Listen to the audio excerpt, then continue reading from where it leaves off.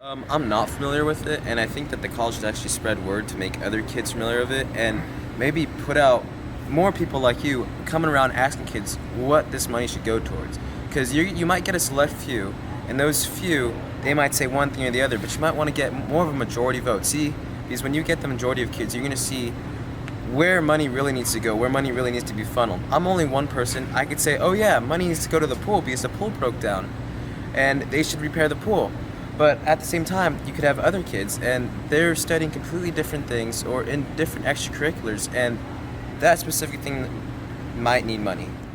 But I feel like it could go towards more like tuition and stuff like that, or like resources for students to pay for more of their textbooks and classes.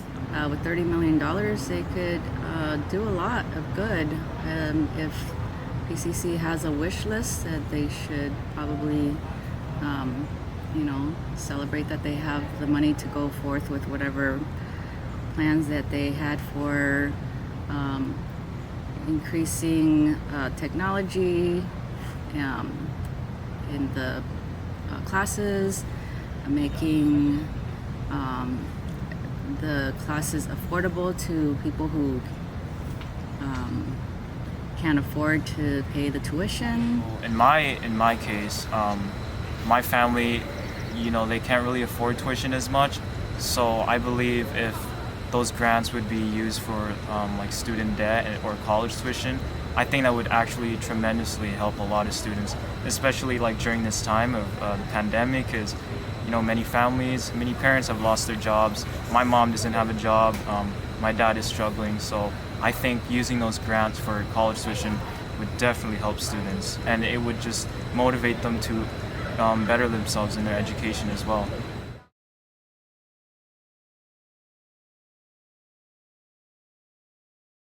My reaction in the moment was absolute shock because it came by way of a phone call from somebody who works at the foundation that holds the money, who called to say that Mackenzie Scott and her advisors had been studying institutions to invest in, and we came up on their radar, and that we were being given $30 million of unrestricted funds, which doesn't happen very often, especially for community colleges.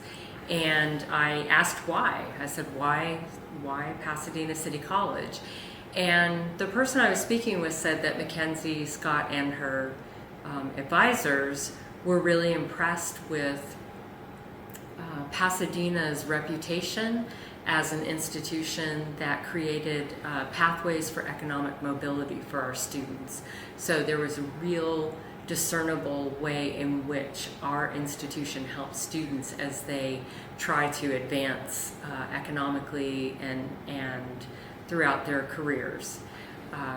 She also mentioned that my reputation as a leader was significant enough, and that was one of the reasons that the gift is unrestricted, because as she said, Mackenzie Scott and the advisors didn't feel like it was their place to tell us how to use the money. They believed that I would know how to do it, and as a result, we are only required to provide reports on how we use the money for the first 3 years that we have it. So our first report is due in May 2020, and I think the report's only allowed to be 2 pages long. And the goal there is to ensure that the donor is not trying to tell us what to do with the money and is not trying to burden us with a lot of paperwork to report out on what we're doing.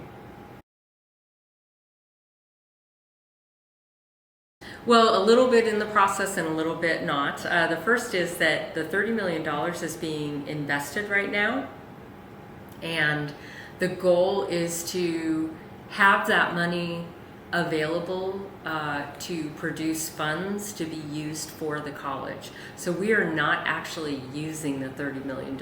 We are investing it, and we expect to, on an annual basis, to earn about $1.1 or $1.2 million on that investment, and use the investment in what I'm calling the Community Excellence Fund.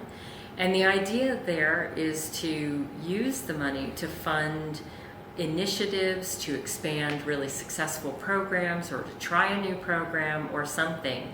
So in the spring, I'll be doing what's known as an RFP, or a request for proposals, for folks here at the college to suggest new initiatives or some innovative idea that needs some funding, some seed money to get it going. One of the reasons that I think this is a good way to approach it is that I don't want to commit any of those annual dollars to ongoing expenses for a particular program, because pretty soon it'll wind up that there's no funds year to year because everything's been committed. So that's one issue. I think the second issue is that, I'm the president now. We see all the prior presidents behind me. But whoever's the president in the future, I don't want to tie their hands. And I want them to be able to look around the campus, work with their team to figure out what would be a great project or something else that we can do for students. So that's what we'll be doing in the spring. There'll be a group of folks helping me look through those proposals. I have a couple of ideas myself. So we're really trying to invest in what we do for students on our campus using those dollars on an annual basis. But again, not touching the corpus or the 30 million, so that we can continue to benefit from it for years forward.